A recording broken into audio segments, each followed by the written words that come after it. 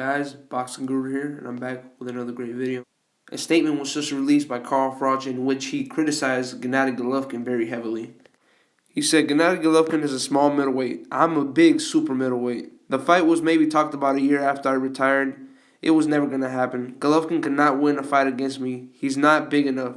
You can't talk about Golovkin in the same breath as me. If he thinks he can beat me, he's not from planet Earth. He's a good fighter, but who has he beat? That's a very interesting question, Carl Froch. Who has he beat? Gennady Golovkin's resume isn't nothing special as of right now. You know, his first 20 fights were 20 fights were against really no names, just stepping stones, the guys you just fight to build a record. And he started piling up some I'm gonna say B-level fighters, you know, over the hill B-level fighters. Like, you know, you got Martin Murray, you got, what's in there, Gil, Lemieux, Rubio.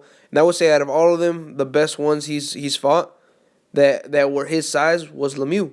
I mean, a lot of people say Kell Brook is the best he's fought because Kell Brook is a good welterweight. But let's be real here. Kell Brook's best fight was against Sean Porter, in which many thought he lost.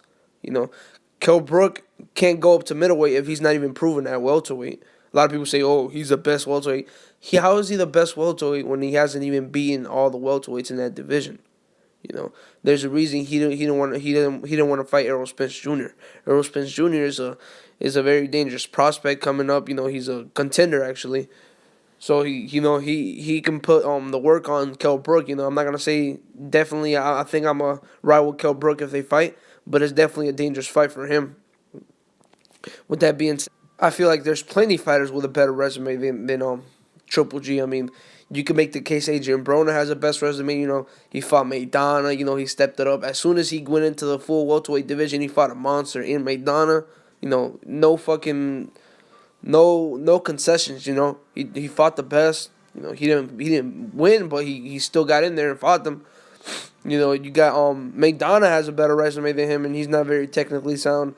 And Arislan Lara has a better resume than him, you know, and the list goes on. I mean, like, you can find a lot of fighters that have a better resume than Gennady Golovkin. Now, I'm not saying they're better than Gennady Golovkin. I just simply think, in my personal humble opinion, that Gennady Golovkin should step up his competition so he could put a halt to some of this criticism, not just coming from the boxing fans and the hardcore boxing fans, but a lot of pro fighters and coaches are criticizing Gennady Golovkin, you know, including Teddy Atlas, you know, Andre Ward, plenty of fighters, you know, Troy King, and the list goes on. I mean, I could just sit here and make a 10-minute video listing all the people that criticize Gennady Golovkin's competition and resume. You know, and the only reason people ask more of Gennady Golovkin is because they feel like Gennady Golovkin is better than in the competition he's fighting. They feel like since he's beating these guys so easily, or he's getting them out of there, you know, he should probably go up and wait or fight better competition. You know, do whatever it takes to get Danny Jacobs in the ring. You know. Or I'm not gonna say he do whatever it takes to get Billy Joe Saunders in the ring, because personally I don't like the guy, and personally I think he's just holding his belt hostage over there in England, somewhere in a cave, you know, protecting it so nobody takes it, not defending it at all. You know, he doesn't even want to defend it against a bum. You know, this guy's just ridiculous, man. Hopefully he fights Canelo so Canelo beats his ass and takes his fucking belt and we're done with him. But that's neither here or there. All I'm saying is that Gennady Golovkin is a great fighter, but he's an improving fighter as far as in the aspects of who has he beat. You know, like, I'm not saying he hasn't beat any good fighters. David Lemieux's a good fighter. You know, Martin Murray's a good fighter. Kell Brook's a good fighter. You know, hell, even Rubio. Rubio's an okay fighter, you know. Rubio was over the hill. Rubio was just scared of Gennady Golovkin, you know. I mean, Lemieux was kind of scared of him too, but okay, those are good fighters. I mean, I'm not gonna say they're horrible matchups because, you know, Canelo's gonna have to face Lemieux, and it's gonna be a close fight or a dangerous fight, you know, for Canelo too, because it's gonna be one of his first fights at the full 160-pound middleweight. So Gennady Golovkin, I feel like he should just go for it. You know, he should just take the better competition. You know, if he can't get Danny Jacobs in there, get Arislan Lara in there. You know, Arislan Lara has been froggy. He's been acting like he wants to fight. And, I think he does. Erislandy, I mean, let's be real, guys. Don't buy into the crap, man. Don't buy into the bullshit. None of these fighters are really scared of each other. Everything is really business when it all comes down to it. And Cubans, they don't really give a fuck. Cubans, they'll fight just to get exposure because they don't have a big fan base as it is. Cuba doesn't buy the pay-per-views. They don't watch the boxing matches. I know because my coach always tells me that. That's why Cubans have a hard time building a fan base and being a pay-per-view attraction. So with that being said, Gennady Golovkin, just take the fights. I mean, don't let these guys tarnish your legacy, and don't let it just be your legacy that you just didn't fight the top guys and you just beat up bums and blown up welterweights. You don't want to go out like that. I know a lot of people are coming out and saying that maybe Gennady Golovkin isn't what they sell him to be. Sometimes I feel that way. Sometimes in other videos I throw a rant. And it's only because I'm frustrated. It's only because I'm frustrated and I want to see the Canelo and Triple G fight. They're both my favorite fighters, to be honest. I have a little bit more favoritism towards Canelo because of his style and because he's Mexican and I'm Mexican.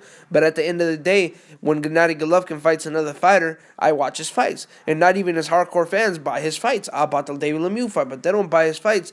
They always ride for Triple G. They always defend Triple G. But for some reason, they never ever buy his fights. It's funny. It's funny when somebody talks shit about Triple G. You see a shitload of his fans defending him, a bunch of man defenders, but you don't see them at their fights. You don't see them buying their fights. That's the funny thing. You see them streaming their fights. They stream their fights. Why? Why do they stream their fights? Maybe because they know it's not worth the money, I still pay for them because, I feel like, fuck it. I mean, I'm going to support this guy. He's trying to go up in the ranks, but he's slowly starting to piss me off by not making this fights. It feels like he doesn't want to make the Danny Jacobs fights. Well, I don't know if he doesn't want to make it or not. I think it's a little bit more of Danny Jacobs' fault. But it feels like they're not going to make that fight and they're going to go towards the Carl Froch fight. I mean, the guy who's been out of retirement for 2 years now. And, it's kind of silly to make that fight, but I guess it's a way for him to be like, oh, well, look, I beat a 168-pounder, Yeah, but my man, he was retired, He was at the ring. He had ring rust. Is that really a credible fight? Honestly, how credible is that fight? You see what I'm saying? I mean, they're smart, man, but I'm not dumb. I know what they're doing. They want to fight Carl Froch just so they can say, we beat a super middleweight. What do you guys want? Just to shut the critics up. But they're not going to shut the critics up because the critics are just going to use the excuse that, he was retired. I mean, and they're right. He was retired. If Gennady Golovkin beats him, what is there to brag about? Okay, you beat up a retired super middleweight? And what? So what? That's like beating up a bum, basically. I mean, I'm not trying to write off Carl Froch, but he's been out the ring for a while. I don't really like Carl Froch. I don't think he's all that. I think Gennady Golovkin could beat him, honestly. Especially since he's been retired. I think Gennady Golovkin could get him out of there, too. Well, I don't know about getting him out of there because his power might not be the same at super middleweight. But I definitely think Gennady Golovkin will pull off a unanimous decision against Carl Froch. Gennady Golovkin is very underrated. He has very underrated boxing skills. He was an Olympian for a reason. Gennady Golovkin's a great fighter, man. My props to him. I just want him to fight the best.